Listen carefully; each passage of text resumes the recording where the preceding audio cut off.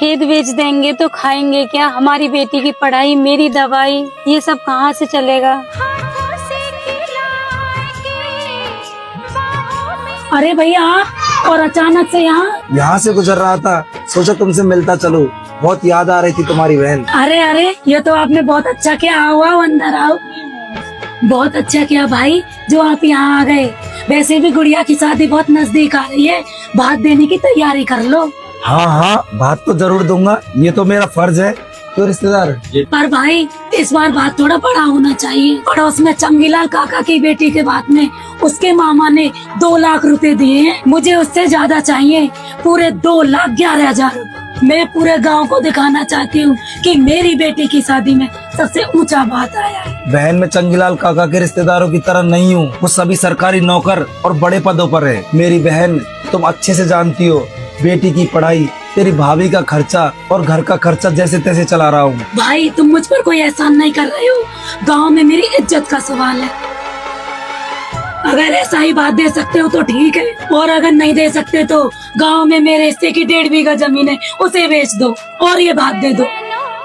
कैसी बात कर रही हो मेरी बहन?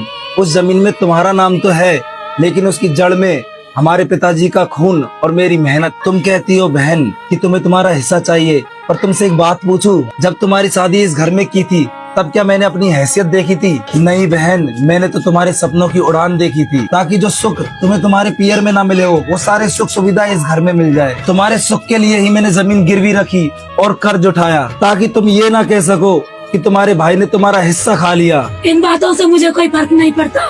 मुझे तो बात चाहिए, वो भी चंगीलाल की बेटी से चाहिए। भाई साहब, अब आप ही मेरी बहन को समझाइए, ये तो बिल्कुल अपनी जिद पर अड़ी है। मैं क्या बोलूँगा? आप दोनों बहन भाइयों के बीच की बात है। तो तुम साफ साफ कह दो भैया, तुम्हें भात नहीं देना क्या? भात तो मैं जरूर दूंगा मेरी बहन। मेरे इस औकात के भात से तुम्हारी बेटी की शादी में अगर कोई कमी रह जाए तो मुझे माफ कर देना। मैं एक किसान हूँ, मैं अपने खून की आखिरी बूंद तक तेरे लिए लड़ सकता हूँ, लेकिन दिखावे के इस भात के लिए मैं अपने बीवी बच्चों का भविष्य बर्बाद नहीं कर सकता। अगर 2,11,000 रुपए भात में नहीं दे सकते तो मेरी चौखट पर कभी भात लेके मत आना। आपने अपनी बहन के लिए वो सब कुछ किया जो शायद एक बाप भी नहीं कर पाता। आप चिंता मत कीजिए, हमसे जितना बन पाएगा हम करेंगे, लेकिन दिखावे के लिए हम अपने खून का भविष्य बर्बाद नहीं करेंगे। अब तो भगवान ही मालिक है, पता नहीं क्या होगा।